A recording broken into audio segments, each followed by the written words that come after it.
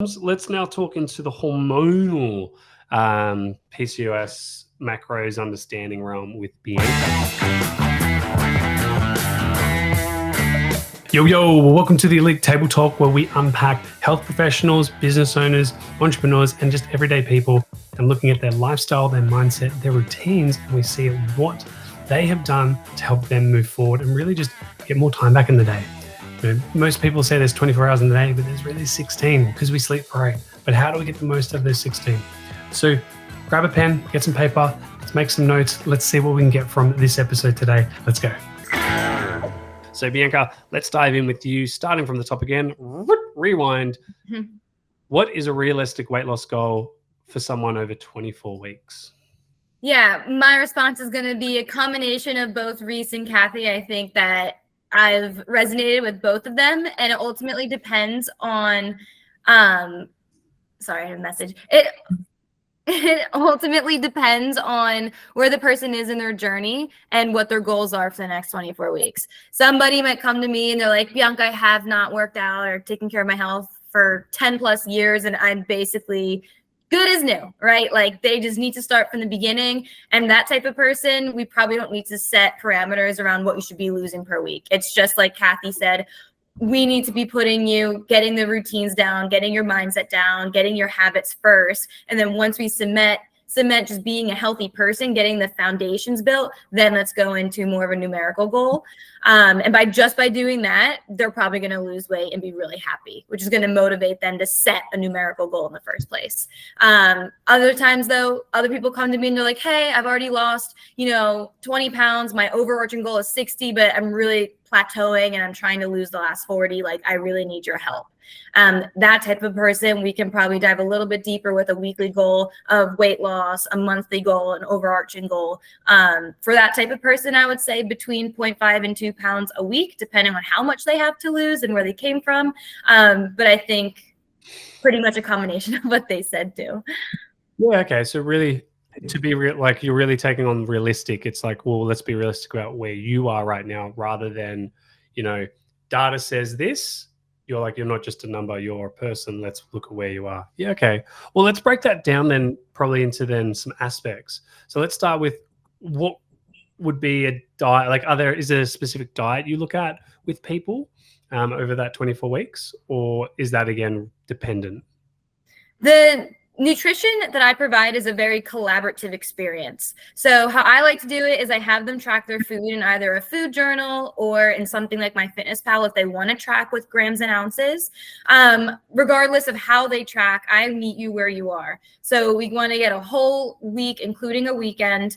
We say, okay, this is where your proteins are likely. This is where your fats are. These are where your carbs are. We're lacking in fiber here. We're lacking in variety here. You're having this much water or you're having this much soda. And then we zoom out, we look at the whole week, and then we identify 3 main things that they should change throughout the whole entire program. And I like to chunk mine into 3 months. I think 24 weeks might be a little far out for people to really see. So I think 3 months it's a season. It's within grasp.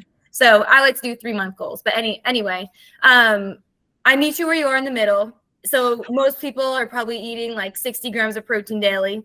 That's pretty bad. Your first goal is going to be 100. And then we'll work to hit 100. And then we'll work to 110, 120, and so on. And then everyone's carbs and fats are going to be, interchangeable. Some people's fats are way up. Some people's carbs are way down, way up. Like it's so not cookie cutter. It's very designed to the person.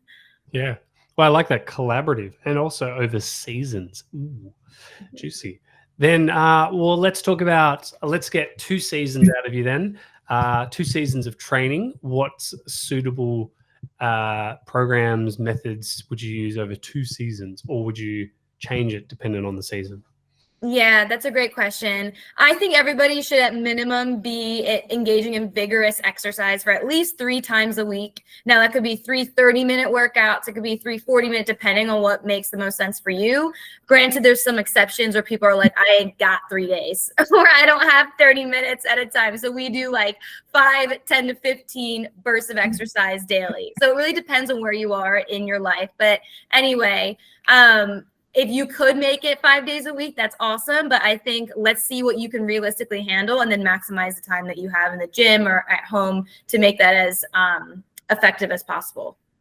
Ooh, at home. What would you classify as vigorous training? Vigorous is when it's focused, your heart rate is elevated, you can feel that you're almost pushing to failure, and you feel like you have exercised. It's a lot different than mulching outside for a couple of hours and like over a long period of time, you start to get tired. I want you to feel pretty tired, not like, oh, exhausted, like you just ran a marathon, but I want you to feel hungry. I want you to feel like you got a sweat on, you have your muscles are working, you can maybe see some more vascularity. I want you to feel good. Ooh. So for those that are gardening, you can stop gardening for hours, just garden like crazy. Yeah, 30 minutes hard. Got it. To failure. That's great. This reminds me of my parents. I can just visualize my dad in the garden. I'm like, go faster. That's great.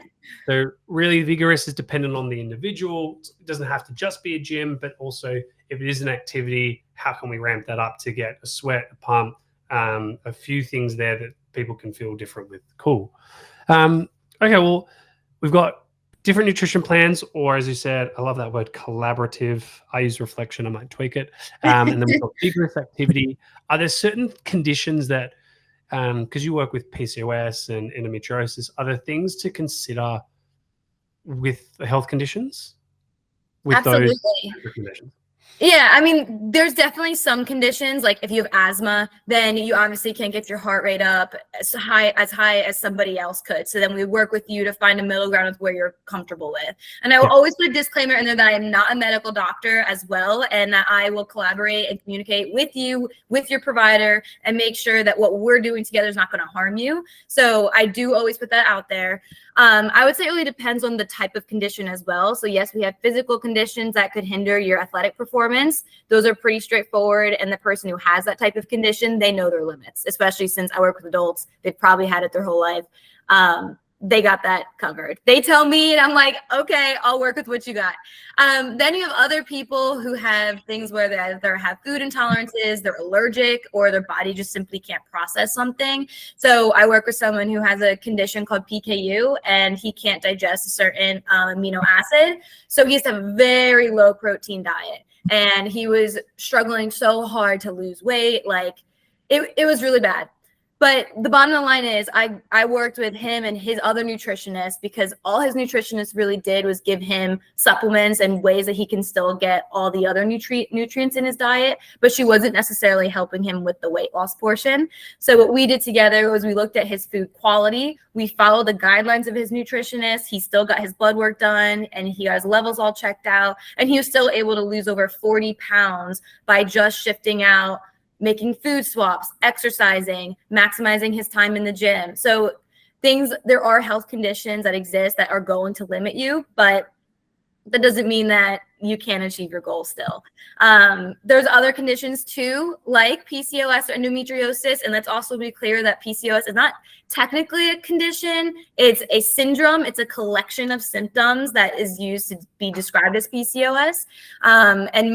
There's different types of PCOS as well. So it really depends on, do you have insulin resistant? Do you have elevated testosterone? Do you have cysts? Where is the imbalance? Is it in your pituitary? Is it in your ovaries? Like, it's a very complex system that your body has. So it is so individual, but you can definitely manage everything as long as you're in the right lens.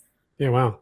Well, then you're just talking about a few people that you've worked with, that are working with other people, and sometimes we can lack the motivation because we're not seeing those results. Are there strategies that you would implement or use with people to keep them motivated when they're starting to have that drop? Yeah, I like to set different types of goals with my clients. So yeah, we have your overarching goal of weight loss. Okay. Yeah, maybe we set the goal, you want to lose, let's say 2 pounds a month for the next 3 months. Let's just say that. If that doesn't happen, and even if you surpass that, can we look at a performance goal? Can we look at, did you eat 2 different vegetables every day for the whole entire week? Did you get 8 hours of sleep? So I like to set goals in different areas of their life, especially if it's an area that they don't necessarily put a metric to, like were you able to have a meaningful time with your family this past week? Because that'll help reduce stress. So I feel like I'm very aligned with Kathy on this, that it's more than just cows in, cows out. It's a lot of aspects of health and facets. Yeah, right. Calories don't always matter. What?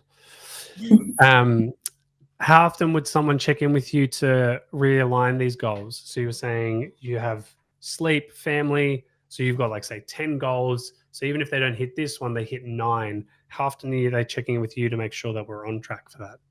They check in with me for 30 minutes once a week through a Zoom call. My in-person clients I see more, but my online clients are all over the world. So anyway, we see each other for 30 minutes once a week, and then we message periodically throughout the week. If they have questions, I usually pop in every couple of days and ask how their workouts are going, or give them a little thumbs up about what they've accomplished in the gym. Yeah, cool. And through that journey, are there any supplements that you recommend to help in that journey? I am very whole food oriented. So I do want you to get most of your nutrients and everything you need from food. But if someone is lacking, then we can start supplementing. So like Ree said, most people struggle to get their protein in. Then we'd supplement with a protein powder if you are continually having a gap with your protein. Like Kathy said, there's herbals that you can take. You can take saw palmetto, you can take milk thistle, you can take Vitex, depending on what the problem is. And then there's also different micronutrients, vitamins, minerals that we can take, whether it's magnesium or zinc or calcium, vitamin D. It depends on the individual. If they have a blood work done and we can see if they're actually deficient in something, that's like optimal, but not everybody has that. So let's get your bloods. Depend, individualized. Yeah, cool. If someone worked with you today, what would they expect in that first 4 weeks? So we've set habits, we've set goals, but based off their needs, let's reframe the question really, shall we? What should we see and feel based off all these goals we've set? Yeah. And that depends on where you start. I wish I could give like a very concrete answer, but it's so dependent on the person. There's one woman I'm working with, and she's been training for months now, and she just was not losing weight.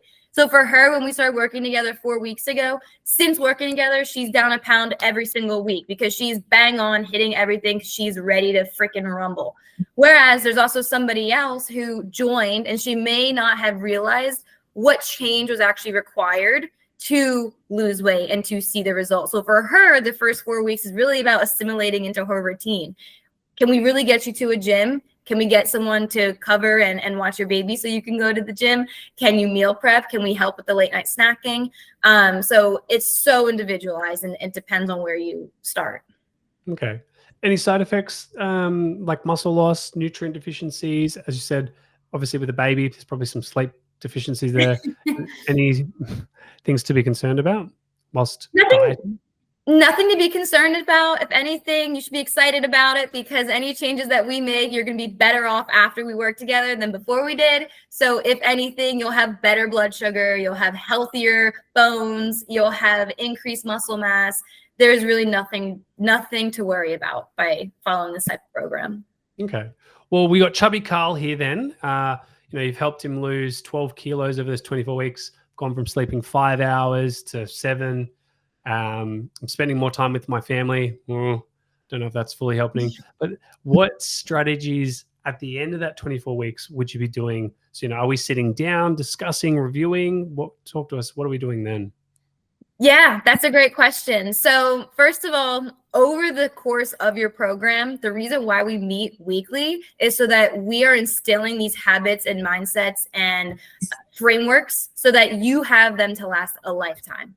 So what we do together is I want you to feel like you can do this on your own over time. And over time, we take off the training wheels, and then you can do this on your own. So somebody at 24 weeks is going to be, Bianca, I don't know if I can do this alone without you.